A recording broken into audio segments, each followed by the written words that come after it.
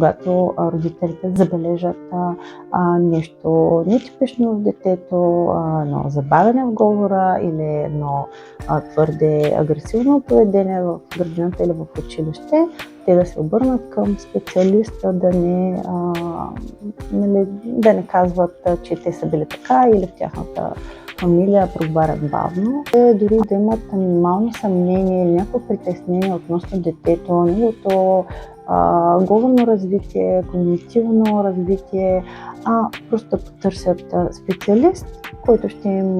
им даде отговор и най-малкото ще ги успокои или пък ще им каже, че е нужна малка работа с детето, отколкото да